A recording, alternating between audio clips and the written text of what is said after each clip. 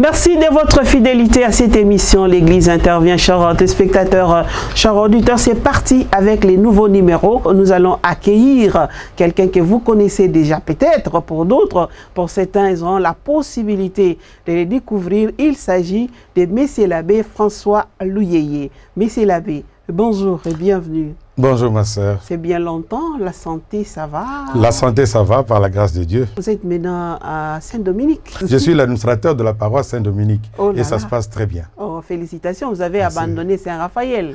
Bon, l'église c'est comme ça, hein. Je n'ai pas abandonné mais je dois faire autre chose. Ben voilà, c'est ça l'église.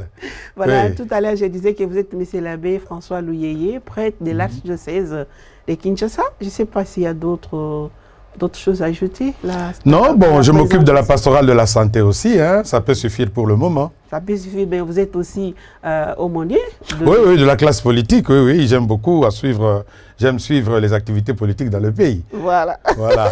Et vous avez été formé par le cardinal Maloula. Oui, tout à fait. Dans l'engagement pastoral pour les élites, et parmi les élites, la classe politique a une place très importante. Et puis, dans ma formation sacerdotale, eh bien, j'ai été appelé à comprendre que tout ce qui concerne la vie de la société concerne aussi l'Église. C'est Gaudium et Spes, les joies et les espoirs, n'est-ce pas? Les projets du peuple sont aussi les nôtres, les souffrances et les peines du peuple. Donc je suis vraiment en plein là-dedans. Alors, monsieur l'abbé, vous êtes aussi écrivain. Là, on ne l'avait pas mentionné. Et vous avez écrit beaucoup de livres, mais nous allons rester sur votre dernier livre, La pastorale de la jeunesse. Vous venez d'écrire un livre. Alors, parlez-nous-en. Quelles sont les thématiques que vous avez abordées dans votre livre? Bon, d'abord, ce livre est une réaction participative vis-à-vis donc de l'encyclique que le pape avait écrite juste après le synode sur les jeunes. Il a écrit l'encyclique intitulée Christus Vivit. Et c'était une lettre en fait que le pape a adressée à tous les jeunes du monde. Et moi, j'avais pensé qu'il était bon de faire la relecture de cette encyclique pour nos jeunes en Afrique. Alors, le thème principal, c'est que malgré la morosité de l'Afrique aujourd'hui, les jeunes ne doivent pas se décourager. Les jeunes, en regardant le modèle des jeunes qui sont dans la Bible, dans l'Ancien et le Nouveau Testament, Ruth, Gédéon et les autres, les jeunes doivent se réveiller, écouter Dieu, écouter les anciens, afin de se tracer une ligne pour l'avenir. Christus vivit. Le Christ vit et les jeunes doivent vivre.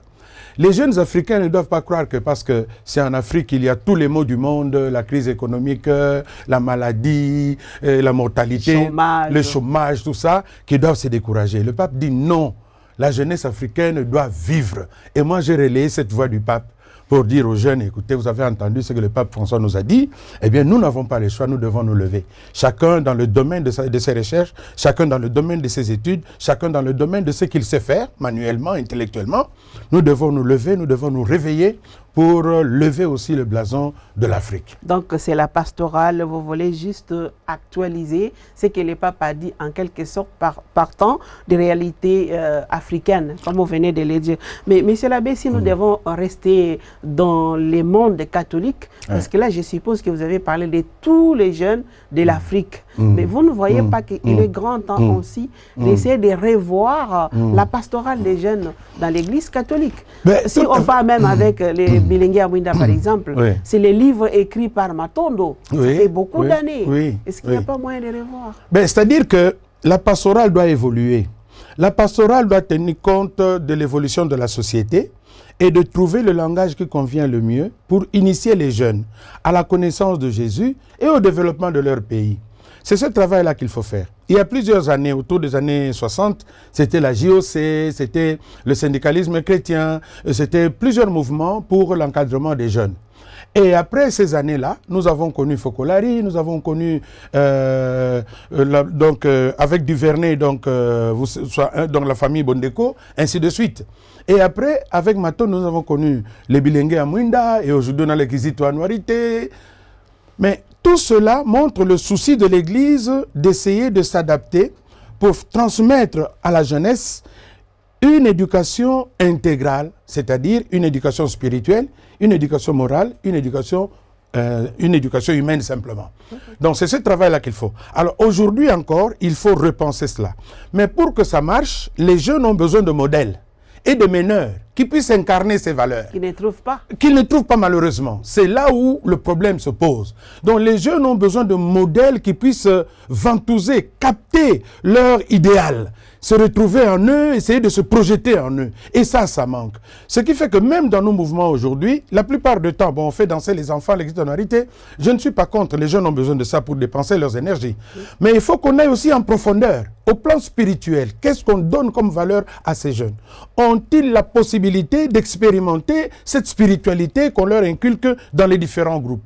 Et au plan humain, quelle est la valence en développement de ces jeunes qui, aujourd'hui, ils terminent leurs études, ils doivent chercher du travail, mais quelle est leur texture morale? Est-ce qu'ils sont prêts à assumer la 16? Ils sont prêts à assumer les sacrifices? Parce que la formation, la vraie, l'éducation, la vraie, elle passe toujours par une dimension sacrificielle qui manque largement aujourd'hui. Parce que c'est difficile pour les jeunes de souffrir. Mais or, la vie se charge de te montrer que la souffrance, tu ne peux pas l'écarter de ta vie. Donc, sans faire l'éloge de la souffrance, il faut que l'éducation qu'on donne aux jeunes aujourd'hui puisse leur donner le moyen de tenir dans la souffrance, de tenir dans l'épreuve. Parce que s'ils ne savent pas le faire, eh bien facilement on va les corrompre. Facilement ils vont s'éloigner des valeurs évangéliques pour tomber dans la facilité et dans la jouissance. Or, avec ça, on ne construit pas une personne, encore moins une société. Voilà. Donc, Monsieur l'abbé, où est-ce qu'on va trouver ces livres? Parce que c'est important. Bon, à vrai dire, pour le moment, mon livre-là, on peut le retrouver à la 13e rue, donc à Radio Elikia et puis les œuvres sociales. Les jours qui viennent, je vais négocier avec les imprimeries, enfin les différentes librairies de la place pour qu'on puisse le retrouver aussi dans les librairies. Oh, ben aussi à la paroisse Saint-Dominique, on peut vous trouver. Ah oui, certainement. Là, vraiment, oui, tout à fait, là, sans problème. Tous les jours, la semaine. Voilà, on peut me trouver là-bas.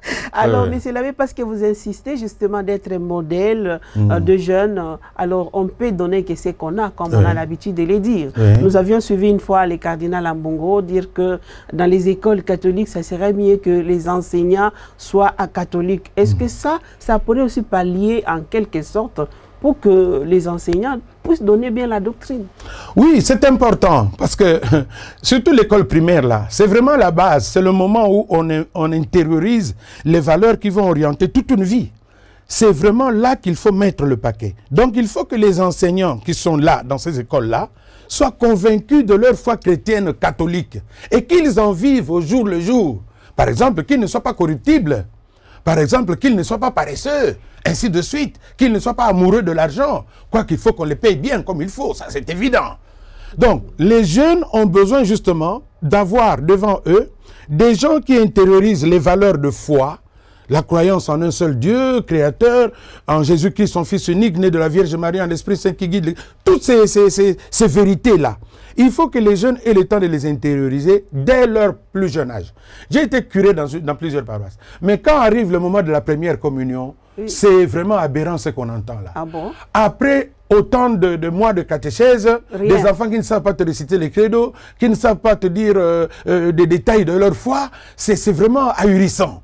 Donc, il faut qu'on repense vraiment, comme on le disait tout à l'heure. Or, les enseignants sont parmi ces facteurs importants pour aider les enfants à intérioriser leur foi. Les parents, les enseignants, et puis la radio et la télévision. Voilà. Or, aujourd'hui, la radio et la télévision, il y a à manger, il y a à boire. Mais voilà, voilà. Donc, c'est vraiment important qu'on donne à nos jeunes ces bases. Et l'école doit être un de ces facteurs importants pour l'intériorisation des valeurs. Voilà. Alors, M. l'abbé Luyeye, pour ceux qui ne vous connaissent pas, vous êtes justement chargé des cadres politiques de la RD Congo au niveau de l'archidiocèse. C'est une responsabilité que l'archidiocèse vous a confiée. D'ailleurs, depuis Monsengo et puis cardinal Fridolin Ambongo, donc un coup de chapeau, parce que vous tenez déjà dans ces sens. Alors, parce que vous côtoyez facilement aussi ces genres de personnes avec qui vous êtes tous les temps. Quelle est votre lecture de la situation sociopolitique actuellement? Bon, croyez-moi, c'est pas facile, hein? Être dans ces milieux-là, écouter nos frères et sœurs qui travaillent en politique. Eux-mêmes, d'abord, ils ont beaucoup de difficultés parce qu'au niveau de leur foi, ce n'est pas toujours évident de tenir en milieu politique une foi qui tienne la route. Parce qu'il y a plusieurs tentacules, on est tiré à gauche et à droite, il y a plusieurs intérêts en jeu. Il faut savoir choisir. Bon, voilà, oui. Or, malheureusement, il arrive qu'on n'ait pas tous les éléments pour choisir ou qu'on hésite longtemps avant de choisir. Vraiment. Et surtout, on essaie de balancer où vont mes intérêts les plus immédiats. C'est ce qui fait que souvent, vous voyez les gens passer d'un camp à un autre sans difficulté, tout en oubliant qu'ils sont d'abord chrétiens avant d'appartenir à telle ou telle autre famille politique. Mais quoi qu'il en soit, pour moi, la situation actuelle du pays représente un grand flou. Un flou qui fait qu'au fond, on se demande où on va réellement.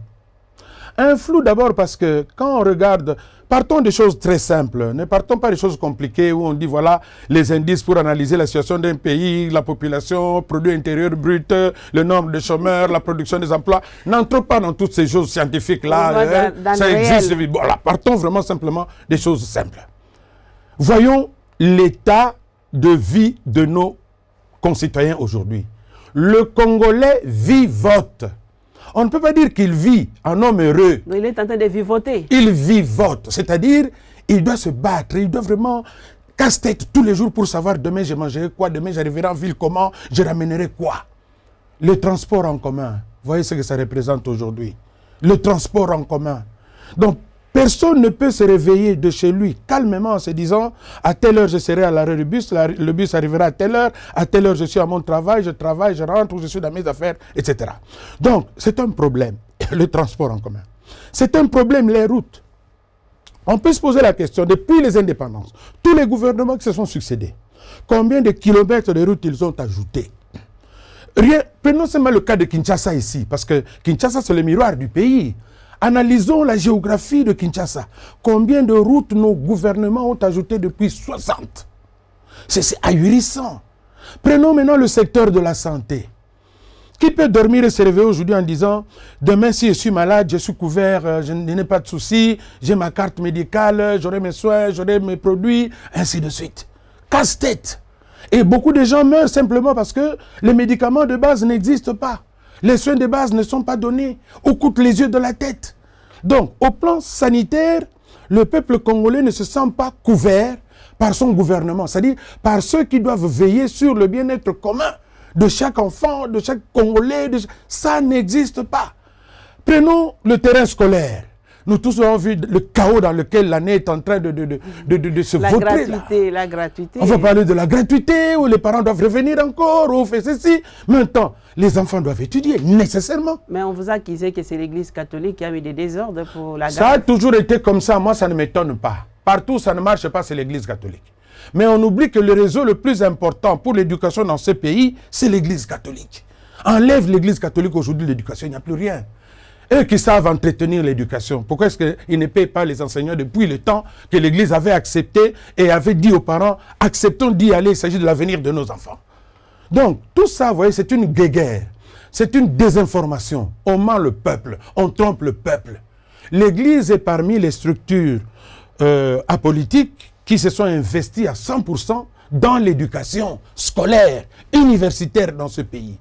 Et aussi même dans la santé. Vous voyez une ville comme Kinshasa, le réseau des centres de santé, des hôpitaux. Mais c'est l'église. Enlève l'église. Tu n'as plus grand-chose. Quand on enlève l'église, il n'y a rien. Mais il n'y a plus grand-chose. Parce que même l'État lui-même recourt à l'église pour être sûr que ces services-là seront bien rendus. Même pour la paie des enseignants. Vous vous rendez compte? Un État qui ne sait pas payer ses enseignants, ses fonctionnaires, qui doit dire qu'on doit passer par la paroisse, par la Caritas, ainsi de suite. Mais l'Église ne veut pas s'enorgueillir. L'Église rend service parce qu'elle est là au moins pour le peuple. Elle au moins. Elle est là pour le peuple. Mais les gens disent qu'il n'est pas pour le peuple parce que s'il était pour le peuple, il allait accepter le peuple d'abord. Mais le peuple d'abord, mais ce peuple, tu le rencontres où? Tu le rencontres à l'église, non? Tu le rencontres où? Tu le rencontres dans les CVB, non? Tu le rencontres où? Tu le rencontres dans la rue, non?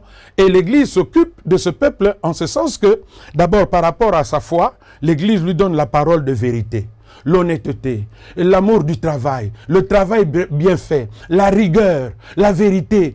Toutes ces valeurs que la société congolaise aujourd'hui ne porte plus. Parce que ceux qui volent, ils n'aimeront pas qu'il ait la vérité. C'est dans le désordre qu'on vole le mieux. Ceux qui font le désordre, mais ils ne peuvent pas vouloir qu'il y ait de l'ordre. Mais pourquoi est-ce que la plupart amènent leurs enfants, par exemple, dans nos écoles? Parce qu'ils disent là-bas, il y a de la rigueur. Là-bas, il y a de la discipline. Mais alors, en même temps, vous nous dites, vous ne valez rien. En même temps, vous nous amenez vos enfants pour les éduquer, pour les élever. Voilà, monsieur l'abbé, justement, en vous écoutant parler, vraiment, je comprends que le tableau est sombre. Tout n'y va pas. Le peuple est amorphe. Mais ces peuples-là ne réagit pas. Apparemment, notre peuple accepte de subir. Méfions-nous, méfions-nous. Le président Mobutu avait commis la même erreur en 92. Parce que quand, autour des conférences nationales qui commençaient à s'organiser partout, on croyait que le peuple congolais, le peuple zaïrois était tellement amorphe qu'il ne ferait jamais rien. Mais ce qui s'est passé le 16 février 92 a bien montré que ce peuple a pris conscience de sa force et de sa responsabilité dans son devenir propre. Donc ce peuple-là qu'on croit être amorphe aujourd'hui, on doit s'en méfier. Ce qui est regrettable, c'est que ce peuple qui doit s'organiser normalement au travers de ces organisations qu'on appelle donc de la société civile, donc à travers les différentes associations de défense des droits de l'homme, des femmes, des juristes, des médecins, dans toutes ces organisations-là qui sont censées normalement se préoccuper de la vie du peuple sans intérêt politique quelconque, sans arrière-pensée quelconque, malheureusement, ces organismes-là, au lieu de continuer l'éducation de la population, la mobilisation de la population, la plupart, je ne dis pas toutes, la plupart de ces associations-là, se sont faites les clients, n'est-ce pas, des politiciens. Ils sont corrompus. Voilà, donc ils vont faire la queue à la soupe populaire. Là où on corrompt les gens, eux aussi ils viennent. C'est comme ça que nous avons une société civile en réalité qui n'existe que de nom. Mais heureusement pour nous, et j'insiste là-dessus, l'Église reste au sein de cette société civile-là comme lumière du monde. Parce qu'elle, envers et contre tout, elle dit la vérité de Dieu. Et cette vérité-là est intangible. Et cette vérité-là ne change pas. Donc contre vents et marées. Contre vents et marées. C'est ce qui fait que tout gouvernement qui arrive, s'il ne marche pas dans le sens de la population, qui est le premier souci de l'Église, ce gouvernement-là va regarder l'Église comme un témoin gênant. Voilà. Finalement comme un adversaire. Mais c'est la vérité, Yaya. Mais c'est la vérité. Justement, parlons de la liste de l'Église depuis les cardinals Maloula, parce que vous êtes prêtre ordonné à l'époque des cardinals Maloula. Dites-nous en résumé, en quelques mots, comment est-ce que les cardinals Maloula s'est comporté face à Mobutu? Mais le cardinal Maloula, tout ce qu'il a eu à faire, c'est de dire la vérité des choses. Par exemple, quand Mobutu commence à hisser le moboutisme, n'est-ce pas, comme la religion dans ce pays, eh bien, Maloula a dit non. Parce qu'il croit que nous étions convaincus que les vérités qui doivent orienter notre pays, ce n'est pas le fanatisme à un mouvement politique, mais plutôt les valeurs de citoyenneté qui aident vraiment les gens de ce pays à construire leur pays dans l'amour du travail, dans la vérité et le reste. Ce n'est pas le fait de changer le nom de lieux qui font le développement d'un pays. Ce n'est pas le fait... D'abord, Maloula n'a jamais changé son nom. Il est resté Joseph Albert Maloula et il est mort comme ça. Authentique. Voilà, authentique. Donc, ce n'est pas ces ersatz-là, ces choses superficielles qui changent un pays. Il faut que l'homme change. Il faut que l'homme aille vers les vraies valeurs de développement. Ça s'appelle le travail, la rigueur, la bonne gestion, l'obéissance, le respect des textes. C'est tout cela. Alors Mobutu a commis cette erreur-là et aujourd'hui nous savons ce qui lui est arrivé. Arrive Kabila Père qui aura en face de lui le cardinal Etsoou. Malheureusement, l'épisode n'a pas beaucoup duré. Donc le round était round unique. On l'a vu quand même en 2006, il s'est exprimé en demandant justement, quand il y a des affrontements ici à Kinshasa, entre Bemba, Kabila, il a demandé à la classe politique justement de prendre leurs responsabilités, de revenir à la raison et à la population de se calmer. Bien sûr, mais c'est le rôle de l'Église, être là pour que la société aille de l'avant. Ce n'est pas dans un antagonisme qui ne se conclut jamais qu'on va construire le pays. Non, c'est en se mettant ensemble, en discutant, en échangeant, en dialoguant qu'on construit un pays. Voilà pourquoi il a pris son courage, il est allé même à l'Est, au moment où il y avait encore le rideau de fer entre l'Est et l'Ouest. Il est allé là-bas, rencontrer le peuple congolais là-bas, pour exhorter tout le monde au dialogue, à ce qu'on se mette ensemble pour continuer à construire le pays. Donc, vous voulez dire que l'Église garde les mêmes langages, il ne change pas? Absolument. L'Église est au milieu du village. La vérité de Dieu ne change pas. Cette vérité-là, elle est intangible. Seul l'amour construit le monde. Seul l'amour construit la société. Et tout celui qui va venir à l'encontre de ce discours-là pour enseigner le mensonge, le vol, la tricherie, trouvera l'Église sur son chemin. Sur son chemin. Absolument. Avec Mosengo, par exemple. Mais oui, mais Mosengo a bien dit que donc, on ne peut pas, donc, le pays ne peut pas être dirigé par les médiocres. Et les médiocres dégagent. Voilà. C'est-à-dire que ceux qui ont les commandes du pays, ils doivent s'y mettre sérieusement. Ils ne doivent pas venir jouer à l'amateurisme. Donc, ce n'est pas à la tête du pays qu'on apprend à faire la politique. La politique, c'est le service du peuple. la politique est ordonnée au bien commun. La recherche de l'élévation pour tout le monde, jusqu'au dernier des Congolais. Mais une politique qui devient, si vous voulez, la chasse gardée d'un paquet de personnes qui bouffent le gâteau, on parle du gâteau, qui se partagent les richesses du pays. Et les vérités que les chercheurs sont en train de mettre à jour ces jours-ci montrent bien qu'on ne peut pas diriger un pays comme ça. Donc le pays que tu dois promouvoir, tu te mets à piller ses richesses. L'argent dans les banques, les fausses banques, tout ça montre que ce n'est pas ce genre d'homme dont nous avons besoin pour que le Congo sorte, n'est-ce pas, de la boue, de ce marécage, ce marigot dans lequel il est empêtré en ce moment. On a besoin de personnes qui voient le vrai idéal pour ce pays et qui acceptent le sacrifice qu'il faut pour hisser tout le peuple de l'avant. Et c'est facile de les trouver aujourd'hui dans ces Congos. Hélas, malheureusement, ce n'est pas facile. Encore. Malheureusement, ce n'est pas facile. Malheureusement, ce n'est pas facile, mais il y en a. Dans tous ces désordres que nous voyons, il y a encore des personnes honnêtes. Il y a encore des gens sûrs. Donc le peuple peut espérer encore. Le peuple ne peut espérer que dans la mesure où lui-même s'implique dans cette démarche.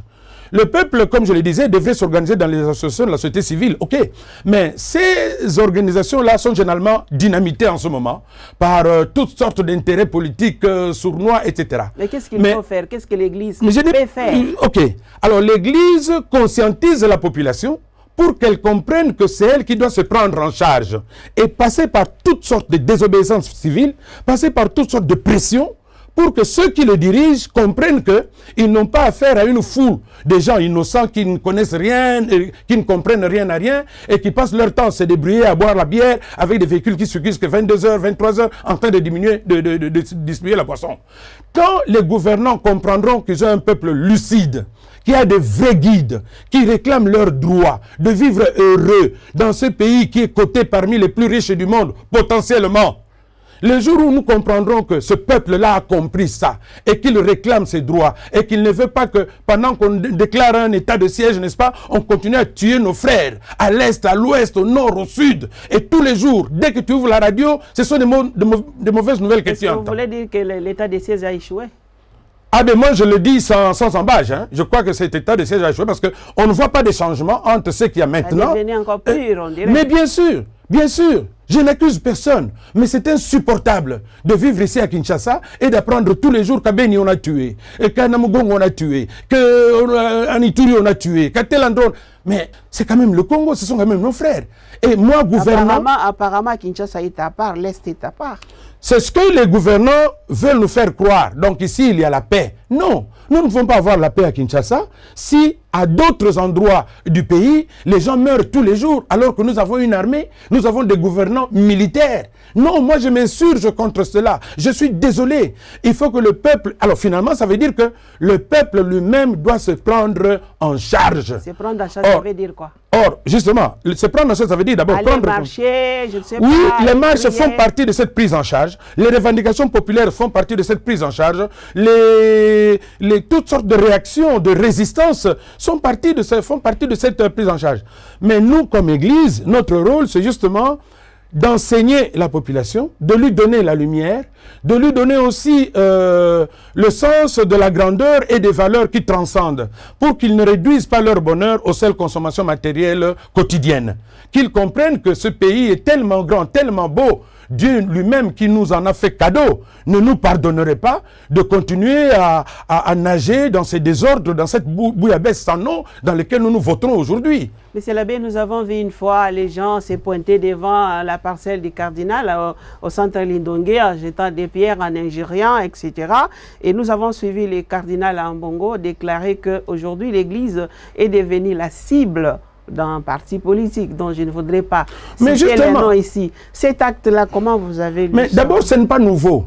Comme je vous l'ai dit, tout parti politique qui vient au pouvoir, s'il ne travaille pas pour la population, ce parti-là trouvera l'Église sur son chemin. Alors, ce que vous avez vu là, c'est une poignée de jeunes corrompus, drogués, pour salir, si vous voulez, pour menacer l'Église. Alors qu'ils savent bien que l'Église ne fait qu'enseigner la vérité. Et ce n'est pas en cherchant, par exemple, à tricher aux élections qu'on va développer ces pays. Ce n'est pas par le mensonge à la radio et à la télévision qu'on va développer ce pays. Ce n'est pas en coupant les communications Internet et autres qu'on va développer ce pays. Ce pays, on va le développer en mettant en avant les critères d'un vrai développement. La bonne gestion, la transparence, le travail, la mise en place de structures sociales qui prennent vraiment la population en charge. Parce que des gens qui travaillent, c'est-à-dire des gens qui produisent. Mais la moindre des choses, c'est de les payer normalement et convenablement. Et ceux qui viennent investir chez nous, il faut qu'ils trouvent un contexte serein qui leur permette de faire leur mise. Et ceux qui viennent ici pour travailler frauduleusement, mais qu'ils rencontrent aussi un État qui se charge de les corriger et de les remettre à leur place. Parce que ce pays appartient d'abord aux Congolais. Et les Congolais doivent se retrouver avant que ce ne soit des étrangers qui viennent trouver aussi leur bonheur ici. Donc, je ne suis pas contre les investissements étrangers, mais il faut que ces investissements-là se fassent dans le respect de la loi congolaise et dans le respect de l'homme congolais qu'il trouve là, de la femme congolaise qu'il trouve là. Au bénéfice des peuples congolais. Avant. Absolument, absolument, voilà. Absolument. Mais s'il avait malheureusement le temps nous fait défaut, la toute dernière question, on comprend qu'il y a vraiment un réseau des gens qui se mettent du jour au jour, se réveiller, inventer quelque chose sur l'Église. Alors, quel est le message que vous allez adresser à ces gens-là, les gens qui se mettent à salir l'Église, les gens qui insultent l'Église, et votre message à la classe politique dans son ensemble, pourquoi pas aussi au peuple congolais qui nous suit en ce moment? Je commence par le peuple congolais. Que le peuple congolais n'ait pas peur. Que le peuple congolais comprenne que ce pays nous appartient et que chacun est appelé là où il est à travailler le plus honnêtement possible pour la promotion intégrale de chaque Congolais. Cela passe par un engagement réel pour l'honneur de notre identité, la fierté d'être Congolais, c'est ce que tout le monde admire et envie. Pour la classe politique, je dirais qu'il n'oublie pas que le premier rôle de la classe politique, c'est de briguer le pouvoir pour le bien-être de tous les Congolais. Une partie politique qui veut briguer le pouvoir ou qui est au pouvoir et qui ne travaille pas pour le Congolais, eh bien lui-même se sentira éjecté par ce peuple qui va le honnir. Et ça, on n'a pas besoin d'armes pour ça.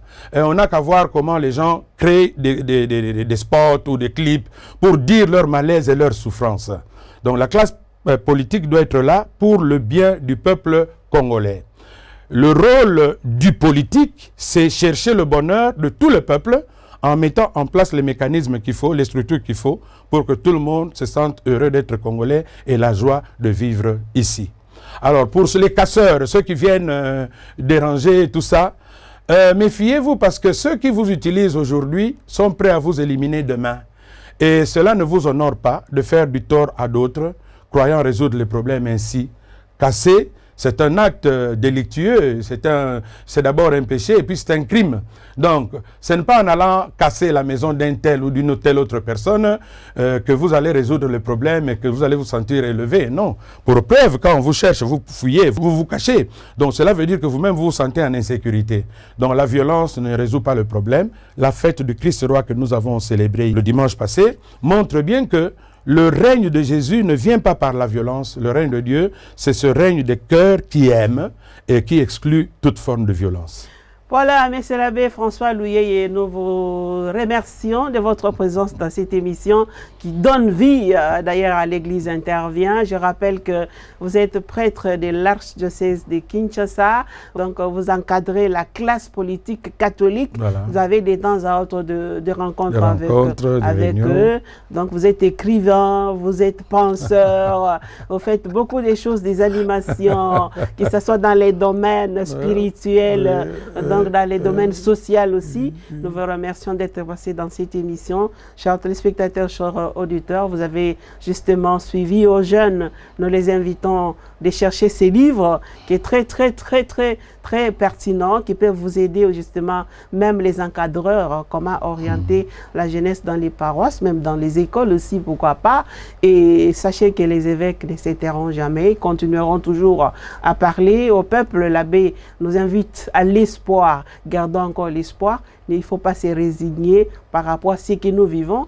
Prenons-nous en main, revendiquons ce que nous pouvons et nous espérons que les choses pourront changer. Nous mettons fin à cette émission. L'Église intervient, nous prenons rendez-vous avec les prochains numéros. La semaine prochaine, nous allons nous retrouver avec un autre thème. Merci et au revoir.